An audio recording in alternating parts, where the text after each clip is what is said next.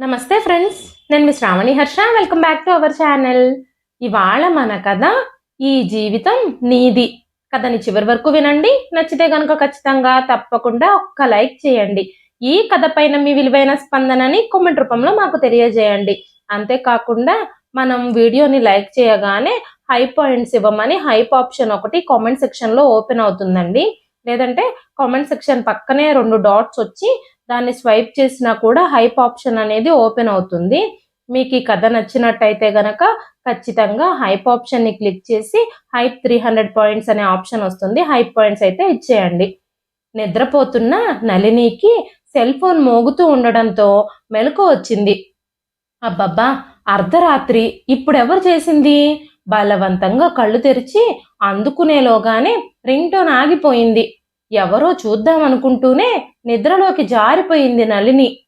ఆమె ప్రాజెక్టు పని మీద న్యూయార్క్ వచ్చి వారమైందేమో. మాధురి ఏమో. ఒక్కసారి లేచి కూర్చుంది Nalini. College old student meet ఫంక్షన్కి రాకుండా చెయ్యిచ్చాక అలిగింది తను మాధురి మీద. ఆఖరికి ఇలా యుఎస్కి వస్తున్నానని కూడా చెప్పలేదు. ఫోన్ అందుకుంది నళిని. మాధురి నెంబర్ నుంచే కాలు. తన నుంచే 10 దాకా మెసేజ్లు రకరకాలుగా. ఏయ్ పిచ్చిమొద్దు, నా మీద కోపమా? క్షమించవే. నళిని, నువ్వు కూడా నా మీద అలిగితే ఇక అర్థం చేసుకునేది ఎవరు? నా బంగారం కదా, ఇంకెప్పుడు ఇలా చెయ్యనే. మాట్లాడవా? ఇదిగో ఇలాగే మాట్లాడకపోతే నేను మీ ఇంటికి వచ్చేస్తా ఇప్పుడే. మన కాలేజీ గ్రూప్లో అందరికీ అపాలజీస్ చెప్పానే, నువ్వు తప్ప అందరూ జవాబిచ్చారు. నువ్వే అలిగితే నేనేమైపోవాలి? చివరి మెసేజ్ నిన్నే ఉంది. సరే, మరి నిన్ను విసిగించనులే. ఆఖరిసారి రేపు ఫోన్ చేస్తాను. ఎత్తకపోతే ఇక నేను అలుగుతాను, నీతో మాట్లాడను. ఆ మెసేజ్ చూసుకున్న నళిని నవ్వుకుంది. ఈ మాత్రం డోస్ పడాలి అమ్మగారికి, లేకపోతే ఇలా దిగొచ్చేదా? రేపు లేవగానే దాంతో మాట్లాడాలి. పాపం బాధపడుతుందేమో. ఆ ఆలోచన నళినిని నిలవనివ్వలేదు. మాధురికి ఫోన్ చేయడానికి సెల్ వైపు చేయి చాచింది. ఈలోగా మళ్ళీ సెల్ మోగసాగింది. మాధురి నుంచే. ఇక లాభం లేదని కాల్ తీసుకుంది నళిని. నళిని గారు, నేను తేజాని. మాధురి నిన్న హఠాత్తుగా మాసివ్ హార్ట్ అటాక్ తో పోయింది. ఇవాళే క్రిమేషను. నళిని నెత్తిన పిడుగు పట్టట్టయింది. ఏమిటి మీరంటున్నది? నిజం. మాధురి ఇక మనకి లేదు. తేజ గొంతులో అంతులేని దుఃఖం. మనందర్నీ వదిలేసి మాధురి వెళ్ళిపోయింది. ఎక్కువ మాట్లాడలేక ఫోన్ పెట్టేశాడు తేజ. నళిని తల దిమ్మెక్కిపోయింది. ఏం విన్నది తను? తన ప్రియ నెచ్చలి మాధురి ఇక లేదా? నిజమేనా? మాధురికి హార్ట్ అటాక్ ఏమిటి? నిద్రమత్తు వదిలిపోయింది నళినికి. ఆమె కళ్ళ వెంట నీటి చుక్క రాలేదు. మనసంతా ఐసులో పెట్టినట్టు ఘనీభవించిపోయింది. తల విదులుచుకొని కాఫీ మేకర్ వైపు నడుస్తున్న ఆమెని మాధురి జ్ఞాపకాలు చుట్టుముట్టాయి. బయట దట్టంగా కమ్ముకున్న మంచులాగా. ఏయ్ మొద్దు, ఎవరినో గుర్తుపట్టావా? ఫోన్ ఎత్తగానే ఉత్సాహంతో ఉర్రూతలూగుతున్న కంఠస్వరం ఒకటి మాధురి చెవులను తాకింది. ఆ గొంతులో ఉరకలేచే ఉత్సాహం వెంటనే మాధురి మనసుని తాకింది. ఏయ్ నళిని, ఎలా ఉన్నావే? నన్ను మొద్దు అని పిలిచేది నువ్వు ఒక్కదానివేనే పిచ్చి మొద్దు. గలగలా నవ్వేసింది నళిని. ఇంతకీ నా నెంబర్ నీకెలా దొరికింది? నేను ఇండియాకొచ్చి ఇంకా వారం కూడా కాలేదు. ఆశ్చర్యంగా అన్నది మాధురి. మనసుంటే మార్గాలుంటాయి తల్లి. మీ అత్తగారు, మా పిన్ని గుడిలో ఫ్రెండ్స్ అని మర్చిపోయావా? నువ్వు హైదరాబాద్లో నిన్నే దిగావని ఆవిడ ఈవిడకి, ఈవిడ నాకు చెప్పారోచ్. ఎంత దాచుకుందామన్నామన్నా దాగని ఆనందం ప్రవహిస్తోంది నళిని గొంతులో. అబ్బా, ఎన్నాళ్ళయిందే నిన్ను చూసి.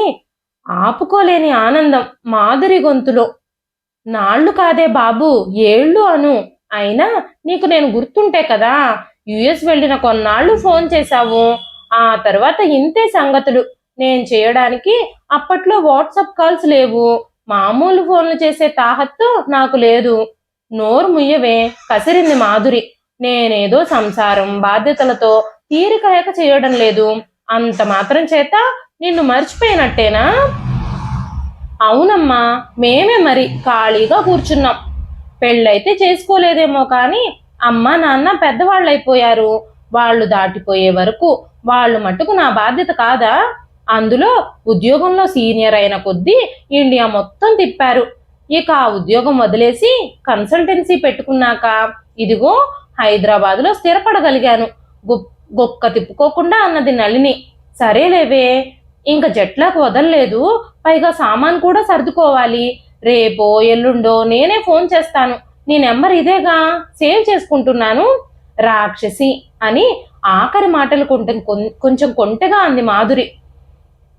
నేను దెయ్యమనే భద్రం చేసుకున్నాను ఈ నెంబరు. ఫోన్ చేయకపోతే ఇంటికొచ్చి మరీ చంపేస్తాను, నవ్వుతూ బెదిరించింది నళిని. అమ్మో, ఇప్పట్లో చావడానికి నేను రెడీగా లేను, తప్పకుండా చేస్తాను, బాయ్ బాయ్. కాల్ ముగించింది మాధురి. మాధురితో మాట్లాడాక నళిని మనసు గాలిలో తేలినట్టయిపోయింది. ఎప్పటి స్నేహం! 1వ తరగతి నుంచి డిగ్రీ వరకు ఒకే స్కూలు, ఒకే కాలేజీ. నళిని పోస్ట్ గ్రాడ్యుయేషన్ చేసి డాక్టరేట్ కానిచ్చి పెద్ద సంస్థలో అనుభవం సంపాదించి కొన్నాళ్ళు ఉద్యోగం చేశాక కన్సల్టెన్సీ పెట్టుకుంటే మాధురి ఇంట్లో వాళ్ళు ఎంత అడిగినా పై చదువులకు ఒప్పుకోలేదనే వంకతో డిగ్రీతోనే చదువు ఆపేసింది. నిజానికి మాధురికి ఆసక్తి లేదు. ఇల్లు చక్కదిద్దుకోవడం, తోట పనులు, కుట్లు, అల్లికలు, చక్రాల్లాంటి కళ్ళు తిప్పుతూ కబుర్లు చెప్పటం, బుట్ట బొమ్మలాగా అలంకరించుకొని శ్రావ్యంగా పాడడం వంటి వాటిల్లో ఉన్న ఆసక్తి చదువు మీద ఉంటేగా. డిగ్రీ రిజల్ట్స్ వచ్చిన రోజు వాళ్ళింట్లో డాబా మీదకి పాకిన విరజాజికి వేసిన పందిరి కింద కూర్చొని భవిష్యత్తుకి సంబంధించిన కబుర్లు చెప్పుకుంటూ ఉంటే నళిని ఏమో పెద్ద సైంటిస్ట్ అవ్వాలనుందని మాట్లాడుతూ ఉంటే మాధురి ఏమో 2 పిల్లల్ని కని వాళ్ళని చదివిస్తాను కానీ నేను చదవడం మాత్రం చదవను అని చెప్పేసింది. అదేదో సరదా కంటోందనుకుంది నళిని, కానీ నిజమే. వారిద్దరి మధ్య పందేలకి, పంతాలకి, ప్రమాణాలకి ఎప్పుడూ చందమామే సాక్షి. ఆ రోజు నళిని చెప్పింది చందమామకి, ఓ మామ, నువ్వే సాక్షి, 10 ఏళ్లలో నేను సైంటిస్ట్ని అయ్యి తీరతాను. నేను కూడా నీ మీదికి రావడానికి చూస్తాను. అవునా? ఓ చందమామ, నువ్వే సాక్షి, నేను 10 ఏళ్లలో 2 పిల్లలకి తల్లిని అయ్యే తీరతాను. నిన్ను చూపిస్తూనే నా పిల్లలకి గోరు ముద్దలు పెడతాను, జోలపాటలు కూడా పాడతాను. ఇదే నా శబదం. ఓణి కొంగుని విలాసంగా ఊపుతూ చందమామకి కన్ను కొడుతూ అంది మాధురి అల్లరిగా. చాలేవే, అదేదో పెద్ద లక్ష్యం, కినుకగా అంది నళిని. నీకసలు చదువంటే ఎందుకే అంత శ్రద్ధ? తల్లి, ఉపన్యాసం వద్దు, నన్ను వదిలేయి. నా చదువు నీ చదువు కలిపి నువ్వే చదువు. నాకేం నీలా దేశాన్ని ఉద్ధరించాలని లక్ష్యాలు ఏమీ లేవు. నేను హాయిగా పెళ్లి చేసుకుని పిల్లల్ని కంటాను. అదైనా అంత తేలికనుకుంటున్నావా? ఏది, నువ్వు చేసి చూపించు చూద్దాం. కొట్టబోయిన నళినిని తప్పించుకుంటూ పరిగెత్తింది మాధురి. మాధురి వెంట పడుతూ నేనసలు పెళ్లే చేసుకోను చూడు అన్నది నళిని. ఇద్దరూ నవ్వుకుంటూ ఒకరి వెంట ఒకరు పడుతూ కాసేపు వెన్నెల్లో ఆడుకున్నారు చిన్నపిల్లల్లాగా. భోజనానికి పిలుపు రాగానే మెట్లు దిగి మాధురి అమ్మ పెట్టే అన్నం తినడానికి పరిగెత్తారిద్దరు. ఆ విషయం గుర్తుకు రాగానే నళిని పెదవుల మీద చిరునవ్వు మెదిలింది. తమాషాగా ఇద్దరూ ఏమేం అవ్వాలనుకున్నారో అదే అయ్యారు. సాధారణంగా అలా జరగనే జరగదు. తనకి యూనివర్సిటీలో సీట్ వచ్చింది. ఫైనల్ ఇయర్ లాస్ట్ సెమిస్టర్లో ఉండగా మాధురికి పెళ్లి కుదిరింది. పెళ్లికి వెళ్ళింది తను. పెళ్లి కొడుకు తేజ. మాధురి అందానికి తగ్గ జోడి. దిష్టి తగిలేలా ఉంది జంట. రేపు మాధురిని చూడబోతుంది తను. ఎలా ఉందో ఇప్పుడు. ఆ రోజుల్లో మెరుపు తీగలాగా, కలల సుందరిలాగా ఉండేది. అవును, అసలు తను ఎలా ఉందో ఇప్పుడు. నేనెలా ఉన్నానో ఒక్కసారి అద్దం ముందుకు వెళ్ళి తనను తాను చూసుకుంది నళిని. పెద్దగా మార్పు లేకపోయినా 35 ఏళ్ల వయసు తెచ్చిన పరిపక్వత, హుందాతనం మొహంలో స్పష్టంగా కనిపిస్తున్నాయి. అప్పుడు జీవితంలో అనుకున్నది సాధించాలి అనే ఆశతో కలకలలాడిన కళ్ళు ఇప్పుడు ఆశించింది సాధించిన తృప్తితో తళతళ మెరుస్తున్నాయి. మర్నాడు ఫోన్ చేస్తానన్న మాధురి ఫోన్ చెయ్యనే లేదు. నళిని అలిగింది. నేను నీతో మాట్లాడను పో అని మాధురికి మెసేజ్ పెట్టింది. ఆ మెసేజ్కి ఒక 2 రోజుల తర్వాత జవాబిచ్చింది మాధురి. మా తల్లివి కదా, చాలా బిజీగా ఉన్నానే నళిని. ఇల్లంతా సర్దాలి, పిల్లల్ని మళ్ళీ స్కూళ్లలో చేర్చాలి, డ్రైవర్ని కుదుర్చుకోవాలి, పనమ్మాయి, వంట మనిషి, తోటమాలి, మా అత్తగారిని మామగారిని కూడా ఊరు నుంచి తెచ్చేస్తానంటున్నారు ఈయన. వాళ్ళొస్తే నాకు ఇంక అస్సలు ఖాళీ ఉండదు. ఇంచుమించు మాట్లాడినట్టే ఉన్న ఆ మెసేజ్ని చూసిన నళినికి మాధురి ఫోన్ చేయలేదు అన్న గునుపు తీరిపోయింది. మాధురి వచ్చి నెల రోజులైంది. ఇన్ని రోజుల్లో ఒక్కసారి కూడా నళినికి ఫోన్ చేసిందే లేదు. కాదు కాదు, చేసింది. అన్నిసార్లు ఏదో పని మీదే, ఊళ్ళో షాపుల గురించో లేక మంచి టైలర్ గురించో, అది కాకపోతే పిల్లలకు ఒక ట్యూషన్ టీచర్ గురించో. ఏ పని లేకపోతే ఫోన్ చేయట్లేదు. నళినికి ఒళ్ళు మండిపోతుంది. కానీ ఏం చేయగలదు? ప్రియ స్నేహితురాలాయే. అక్కడికి నళినియే 2 సార్లు వెళ్ళింది మాధురి ఇంటికి. ఎప్పుడు చూసినా మాధురి బిజీనే. ఒకసారి కర్టెన్లు కొనడానికి వెళితే ఇంకోసారి మైక్రోవేవ్ కోసమని వెళ్ళిందట. 2 సార్లు వాళ్ళ అత్తగారు మామగారే ఉన్నారు ఇంట్లో. వాళ్ళెంతో బాగా మాట్లాడారు. మాధురి స్నేహితురాలు అనగానే ఎంతో ప్రేమగా చూశారు. ప్రాణం పెట్టినట్టే ఉన్నారు. మాధురి అంటే వాళ్ళ మనసుల్లో ఉన్న అభిమానం మాటల్లో వ్యక్తమైంది. ఆమెను వాళ్ళు కూతురు కంటే ఎక్కువగా ప్రేమిస్తున్నారని కూడా అర్థమైంది. మాధురి తన అత్తామామల అభిమానం అంతగా పొందగలిగినందుకు నళినికి ఎంతో ఆనందంగా అనిపించింది. ఇంకా లాభం లేదని టైం మార్చి ఒకసారి సాయంత్రం వేళ వెళ్ళింది నళిని. ఇంటి ముందు గార్డెన్లో విశ్రాంతిగా కూర్చొని టీ తాగుతున్న వాళ్ళ అత్తగారు మామగారే కాక ఆడపడుచు కూడా దర్శనమిచ్చింది. వాళ్ళ వదినకి బెస్ట్ ఫ్రెండ్ని అని తెలియగానే ఆ అమ్మాయి సంబరానికి హద్దే లేదు. మాధురి తన వదినగా దొరకటం తన అదృష్టం అని చెప్పింది. తనకి మాధురి వదినే కాదు, మంచి ఫ్రెండ్ అని కూడా చెప్పింది. నళినికి చాలా సంతోషం అనిపించింది, గర్వంగా కూడా అనిపించింది. మరోసారి రాత్రిపూట ప్రయత్నించింది. మాధురి వాళ్ళ ఆయన సెకండ్ షో సినిమాకు వెళ్లారట. ఆ ప్రయత్నం కూడా విఫలమైంది. ఆఖరిసారి మరో రోజున పొద్దున్నే 7ంటికే వెళ్ళింది. ఈసారైనా మాధురి దర్శనం అవుతుందేమోనన్న తపనతో. ఈసారి మామగారి చెల్లెలికి కాలు విరిగి ఆపరేషన్ అట. హాస్పిటల్లో ఉంది. మాధురికో స్లిప్ రాసి ఆమె కూతురు చేతికిచ్చి వచ్చేసింది నళిని. మాధురి, ఇక నేను రానే, నీకు ఫోన్ కూడా చెయ్యను. ఎందుకంటే నీ దగ్గర నాకు ఇచ్చేందుకు సమయం లేదు. ఇప్పటికి 4 సార్లు నీ ఇంటి చుట్టూ ప్రదక్షిణలు చేశాను. అసలు నేను వచ్చినట్టు నీకు తెలిసిందో లేదో కూడా నాకు తెలియట్లేదు.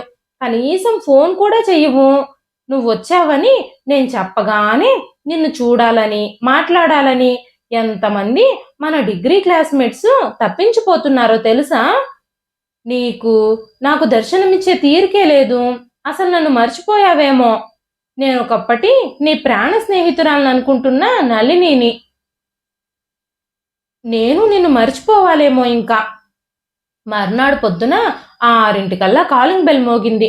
తలుపు తెరవగానే తుఫానులా మాదిరి నళినిని చుట్టేసింది. నళిని, సారీనే, నాకు అస్సలు టైం దొరకట్లేదే.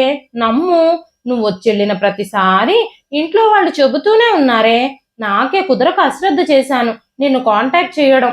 అర్జెంటుగా కాఫీ పోయిన మొహాన మళ్ళీ వెళ్ళిపోవాలి. మాధురి వచ్చిన సంతోషంతో ఎల్ఈడి బల్బులా వెలగబోయిన నళిని మొహం ఊదేసిన కొవ్వొత్తిలా అయిపోయింది.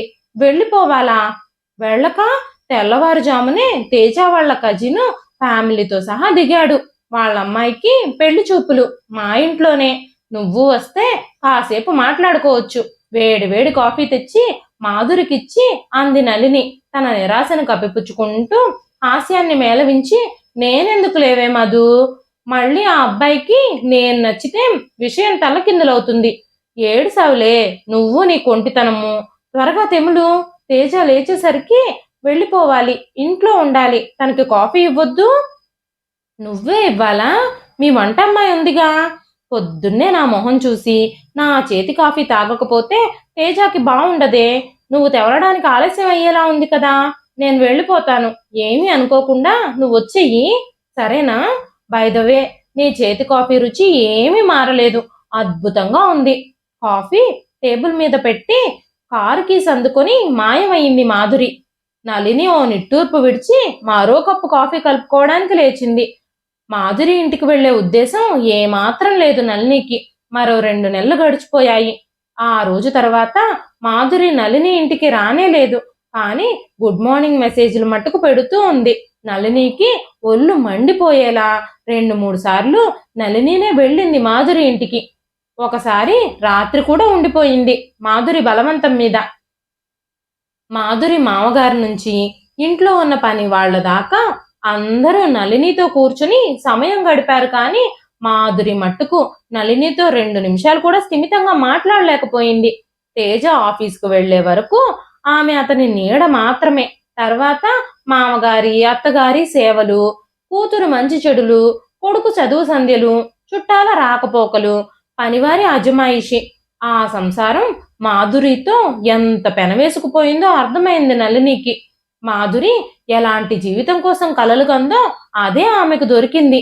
భర్త పిల్లలే కాదు, అత్తమామలే కాదు, చుట్టపక్కలతో సహా అందరూ ఆమె చుట్టూ ఆత్మీయ బంధాన్ని అల్లుకున్నవారే.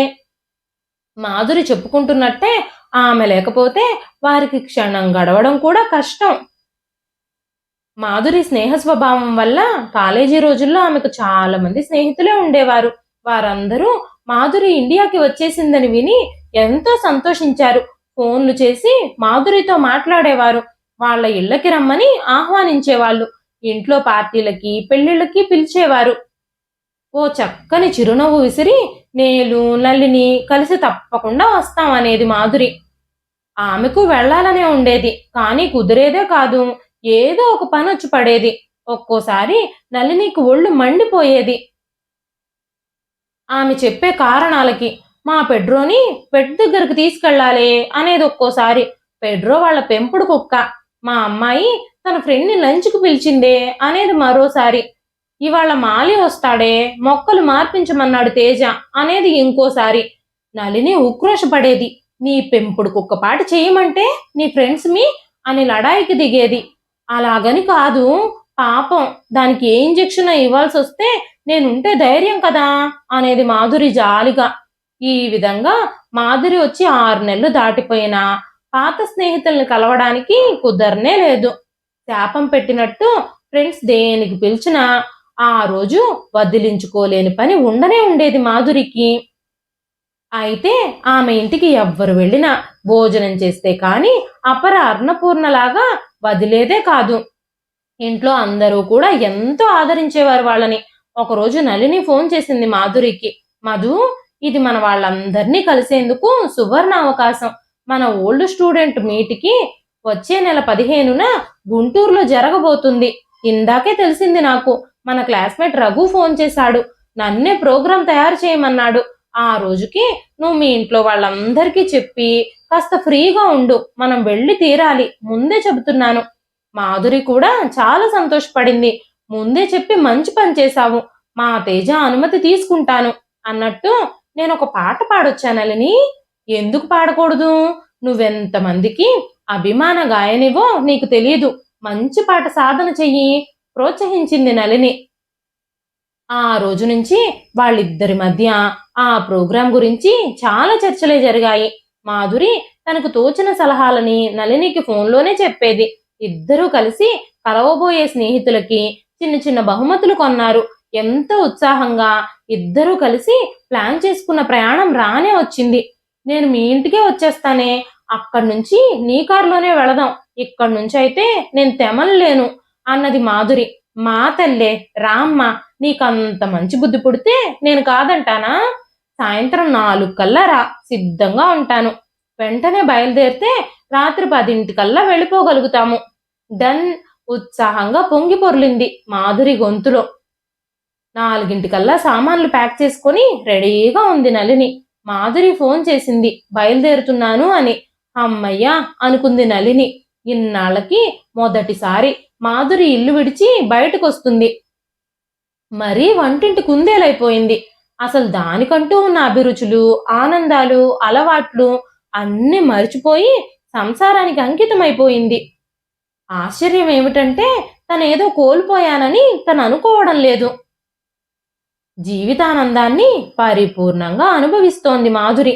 ఆలోచిస్తూ ఉండగానే ఫోన్ మోగింది. మాధురినే అనుమానంగానే ఫోన్ ఎత్తింది నళిని. సారీనే నళిని, నేను రాలేకపోతున్నాను. మా మామయ్య గారికి ఉన్నట్టుండి ఆయాసం ఎక్కువైపోయింది. హాస్పిటల్కి తీసుకెళ్ళాలి. తేజ లేడా? ఉన్నారనుకో, కానీ మామయ్య పసిబిడ్డలాగా నువ్వు వెళ్ళిపోతావా అమ్మా అని కళ్ళల్లో నీళ్లు పెట్టుకున్నారు నా చెయ్యి పట్టుకొని. ఆయన అలాంటి పరిస్థితుల్లో ఎలా వదిలొచ్చేది? ఇటువంటి మీటికి వచ్చేసారైనా రావచ్చు, కానీ నేను లేకపోతే ఇక్కడ జరగదే నచ్చ చెప్తున్నట్టుగా అంది మాధురి. నళినికి కోపంతో నిస్సహాయతతో కళ్ళ వెంట నీళ్లొచ్చాయి. ఎన్ని కలలు కంది ఈ ట్రిప్ గురించి. మంచిది అని మాధురి ఇంకేదో మాట్లాడబోతుండగానే కాల్ కట్ చేసేసింది నళిని. ఆ తరువాత నళిని ఊరు వెళ్ళింది, వచ్చింది. కానీ మాధురి మీద కోపం మట్టుకు తగ్గలేదు. ఎంతమంది పెళ్లిళ్ళు చేసుకోలేదు, ఎంతమందికి సంసారాలు లేవు, అందరూ మాధురిలాగానే ఉన్నారా? ఆ కోపంతోనే 3 నెలల ప్రాజెక్టు పని మీద మాధురితో చెప్పకుండానే యుఎస్ వచ్చేసింది నళిని. మాధురి అప్పటి నుంచి ఎన్నిసార్లు ప్రయత్నించినా నళిని ఆ కోపంతోనే ఫోన్ కాల్ తీసుకోలేదు. కానీ అప్పుడు తెలియదు నళినికి తన ప్రాణ స్నేహితురాలు ఈ లోకాన్ని వదిలి వెళ్ళిపోతుంది అని. తనిక శాశ్వతంగా మాధురిని చూడలేనని, తనతో మాట్లాడలేనని. ఒక్కసారి మాట్లాడుంటే ఎంత బాగుండేది, ఒక్క మెసేజ్కి జవాబిస్తే మాధురి ఎంత సంతోషపడేది. ఎందుకు పిచ్చి కోపం తనకి? ఇప్పుడు కావాలంటే మాధురి వస్తుందా? వెక్కి వెక్కి ఏడ్చింది నళిని. మాధురి స్నేహం తన జీవితంలో ఒంటరితనం అనే ఎండమావిలో చల్లని నీడనిచ్చే చెట్టు. తను అలిగి ఆ చెట్టును వదిలేసి వచ్చేసింది. ఆ ఆలోచనతో పేరుకుపోయిన దుఃఖం కరిగి నళిని కళ్ళ వెంట నీటి ప్రవాహమైంది. తర్వాత 3 నెలల ప్రాజెక్టు పనిలో మునిగున్నప్పటికీ మాధురి లేని ప్రపంచంలో తను ఉన్నాను అని నళినికి ప్రతి క్షణం గుర్తొస్తూనే ఉన్నది. తనకే ఇలా ఉంటే తేజ ఎలా ఉన్నాడో? మాధురి పిల్లలు, అత్తగారు, మామగారు వీళ్ళంతా మాధురి పంచ ప్రాణాలు. మాధురి చుట్టూ అల్లుకున్న తీగలు. వాళ్ళసలు ఎలా ఉన్నారో? ఇండియాకి రాగానే వణికే చేతులతో తేజాకి ఫోన్ చేసింది నళిని. ఆ మర్నాడు ఇంటికొస్తాను అని చెప్పడానికి. అవతల ఫోన్ ఎత్తే తేజ ఎలా ఉన్నాడో, ఏమంటాడో, అతన్నసలు ఎలా ఓదార్చాలో? మాధురి లేని తేజాను ఊహించుకుంటుంటేనే ఆమె కాళ్ళు చేతులు వణుకుతున్నాయి. హలో, అది తేజ గొంతు కాదే.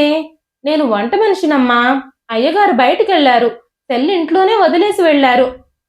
తనకి ఫోన్ చేయమని పేరు నెంబరు చెప్పి కాల్ కట్ చేసేసింది నళిని. తేజ రాగానే ఫోన్ చేశాడు. సారీ నళిని, ఇందాక నువ్వు ఫోన్ చేసినప్పుడు నేను స్విమ్మింగ్కి వెళ్ళాను. వంటమ్మాయి చెప్పింది. ఎలా ఉన్నావు? గొంతు చాలా మామూలుగా ఉంది. షాక్ తిన్నట్టయింది నళినికి.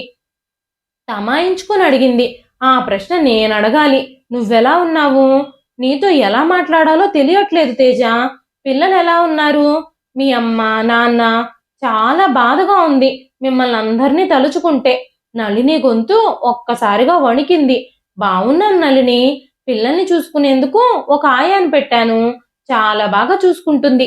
ఇక అమ్మని నాన్నని చూసుకునేందుకు 2 నర్సుల్ని పెట్టాను. వంటమ్మాయి ఉండనే ఉంది. ఏదో గడిపేస్తున్నాంలే. జీవితం మన కోసం ఆగదు కదా. సరే, వీలు చూసుకుని ఒకసారి రా మరి. తప్పకుండా అంటూ ఫోన్ పెట్టేసింది నళిని. ఆమెకెందుకో మాధురి, ఆమె ఆ కుటుంబం కోసం పడ్డ తాపత్రయం గుర్తొచ్చి గట్టిగా ఏడవాలనిపించింది. ఏమిటి జీవితం? అనుబంధానికి అర్థం ఏమిటి?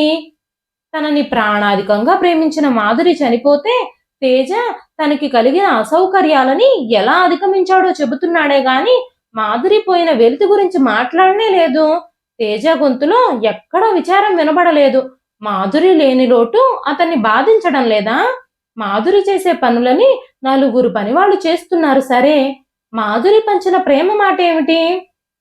ఈ మాత్రం దానికేనా మాధురి తన వ్యక్తిగత జీవితాన్ని పూర్తిగా పక్కకి పెట్టి కుటుంబమే తన లోకంగా బ్రతికింది? వాళ్ళ సౌఖ్యమే తన ఆనందంగా తలచింది. ఒక మనిషి ఉనికిని 3 నెలలు కాకుండానే మరిచిపోగలిగేలా అయితే పెంచుకున్న బంధాలకి విలువేమిటి? ఈ తేజ తనవాడని, ఇతని కుటుంబం తనదని అనుకుని మాధురి ఎన్నొదులుకుంది. అందరితో బంధాలని, బంధుత్వాలని, స్నేహాలని, సాంఘిక జీవనాన్ని, ఆఖరికి వాళ్ళ అమ్మా నాన్నల 50వ పెళ్లి రోజు అని జరిపిన ఫంక్షన్కి కూడా చిన్నత్తగారి షష్ఠి పూర్తి అని వెళ్ళలేదు. ఆ కుటుంబం తాను లేకపోతే నిలవదు అనుకుంది. పిచ్చిది. జీవితం ఎవ్వరి కోసం ఆగదు కదా. తేజ మాటలు చెవుల్లో మారుమ్రోగాయి నళినికి. గుండె మెలితిప్పినట్టయింది. మనసు మూగగా రోదించింది. మాధురి కూడా జీవితం ఎవరి కోసమూ ఆగదని గుర్తించి అందులో కొంత భాగాన్నైనా తన కోసం జీవించుంటే ఎంత బావుండేది. తన జీవితం తన కోసం కాకుండా కుటుంబం కోసమే జీవించే మాధుర్యులు ఇంకా ఎందరో ఈ లోకంలో ఉన్నారు. ఇదండి ఈ రోజు కథ. ఈ కథ మీకెలా అనిపించింది? ఈ కథ పేరు 'ఈ జీవితం నీది'. రచించిన వారు సరస్వతి కరవది గారు. కథ నచ్చితే ఒక్క లైక్ చేయండి. ఈ కథ పైన మీ విలువైన స్పందనని కామెంట్ రూపంలో మాకు తెలియజేయండి. మరెన్నో ఇలాంటి ఇంట్రెస్టింగ్ కథల కోసం మన ఛానల్ని సబ్స్క్రైబ్ చేసుకోండి. హైప్ ఆప్షన్ని క్లిక్ చేసి హైప్ పాయింట్స్ ఇవ్వడం మాత్రం అస్సలు మర్చిపోకండి. ఆ హైప్ ఆప్షన్ అనేది వీడియో రీచ్ని పెంచడానికి యూట్యూబ్ వాళ్ళు కొత్తగా తీసుకొచ్చిన ఫీచర్ అండి. దాన్ని యూజ్ చేసుకోండి. లైక్, షేరు, కామెంట్ ఇవన్నీ ఎలాగైతే వీడియో రీచ్ని పెంచుతాయో, ఎక్కువ మందికి మన వీడియో రీచ్ అయ్యేలా చేస్తాయో, అలాగే ఈ హైప్ ఆప్షన్ కూడా అన్నమాట. హైప్ మీద క్లిక్ చేసి హైప్ పాయింట్స్ ఇవ్వడం మాత్రం అస్సలు మర్చిపోవద్దు. కథ నచ్చితే ఒక్క లైక్ చేయండి. మరొక మంచి కథతో రేపు మళ్ళీ కలుస్తానండి. అంతవరకు సెలవు. ఉంటాను.